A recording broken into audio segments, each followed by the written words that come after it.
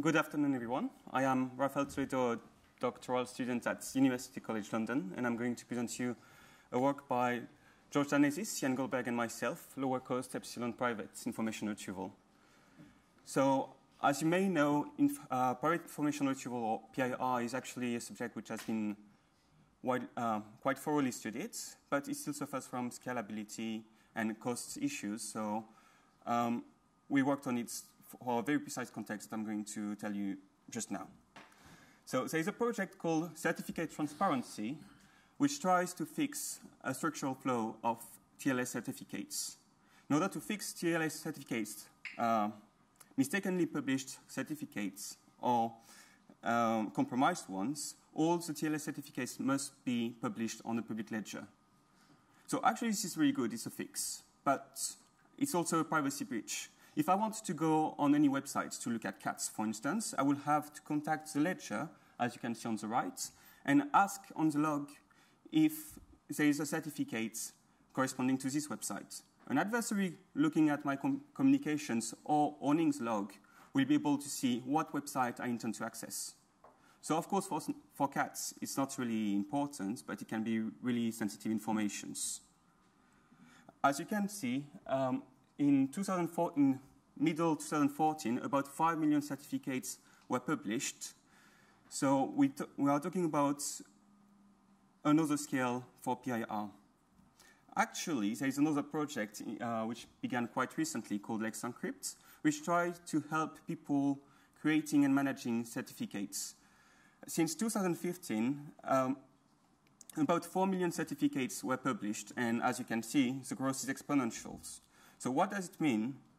It means quite simply that in the ledgers, there are going to be tens of millions of certificates eventually, and we'll have to give privacy to users with these tens of millions of certificates. Actually, there's a solution for that, which is PIR, but PIR doesn't scale. PIR only requires sublinear communication costs, but doesn't require anything for computation costs. It can be linear, it can be actually a little more, it's not a problem. IT-PIR is a PIR family where the databases are replicated, and the users have to contact all of the databases so that the adversary has a partial view of the system. Having this partial view of the system, some privacy can be achieved. The costs are though linear in the number of databases, but also in records. So if you remember what I just said about CT, Certificate Transparency, since it will be a global solution, we'll have hundreds of databases all over the world, and we'll have tens of millions of certificates. This is a huge problem. So what we are trying to do now is make PIR a bit more scalable so that we can have some privacy when we are looking at cats on the internet. What's the threat model? So the threat model is pretty simple. I am an adversary, and I'm going to give to a user 2 requests. The user will pick one of the 2 and will require the databases with IT-PIR. We consider that all the databases except at least one are compromised. They will be curious but honest, so they will process all the requests as normally, but they will give information to the adversary. And we also assume that public key encryption is done, so that nothing in the communication can actually be guessed. In order to look at the information leakage in this game theory scenario, we actually use differential privacy. So this is actually pretty simple. The adversary will just look at the information he has and will try to look what is the most likely request which have been queried. So what we want to do as researchers is just bound the difference between the likeliness of a query being a record being queried or another, given a certain observation. This definition has actually to be a bit strengthened. It's not for a specific observation, but for all sets of observations. So what does it mean, actually? I will take a very bad example, and this is not computational PIR. There are 2 cases. I'm a target, and I'm directly contacting the database. So I'm sending a request for the website I want, for the certificate I want, with many others. This is actually really bad. The other case, it could be considered slightly better, but actually they could be considered as equivalent. The target user uses an anonymity system, such as Tor, to access the database and access the records. In that case, in the single database scenario, as the adversary can see everything, all the computation done on the server, he can see which record has been queried or accessed or not, queried or not.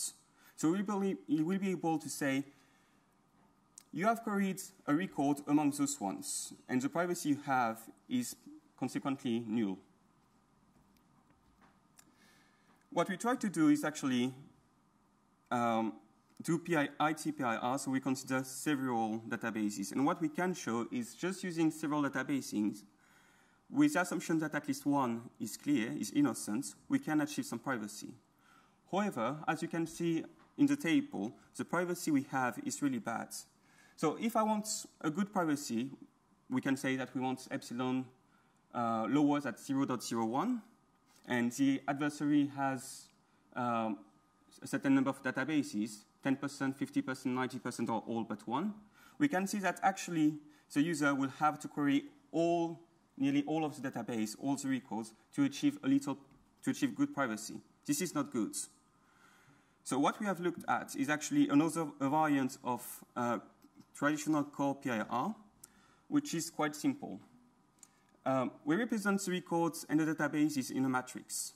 The user will actually ask the records he wants in an odd number of times, and the records he doesn't in an even number of times. The request will be actually the rows of the matrix. Each database will actually compute the XOR of the answer blocks. The user will receive actually as many blocks as there are databases. It will recombine all the blocks on its side, and he will retrieve the blocks he wanted. We actually achieve way better results. However,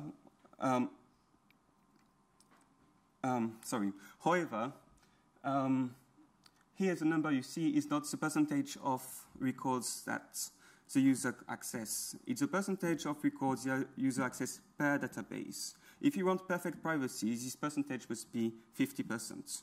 So 50% is actually normal PIR. What we want to do is cheaper PIR. And what we see is that if we have the strongest adversary possible and we want pretty good privacy, we nearly need to contact 50% of the records. So this system is also not good enough. So that's why we introduced actually an anonymity system between the user and the databases, so that each user can actually contribute in the overall privacy. So we got a composition lemma, which states that the participation of user give a certain privacy. You can see in red in the tables, the new privacy level achieved when using the anonymity systems, U being the number of user and epsilon being the previous privacy. In the red cases, you can see actually that the privacy level is lower because epsilon is higher. This is due to the lack of tightness of the bonds in the composition lemma. What is interesting to look at is actually the asymptotic results. So, for instance, if I were to look for an epsilon of 1 and 1,000 users, I would see that the new epsilon would be actually good. It would be 10 to the power minus 2. So here you can see the results we have of direct requests using the dummies and sparse PIR, the weaker variant of core, and the composition of them with the anonymity systems at the bottom. You can see that we can achieve better privacy, and these pictures are for 100 databases and 1,000 users. So I talked about introducing differential privacy in PIR, introducing anonymity systems to enhance the privacy of people, and we analyzed weaker IT-PIR designs to make them arbitrarily good.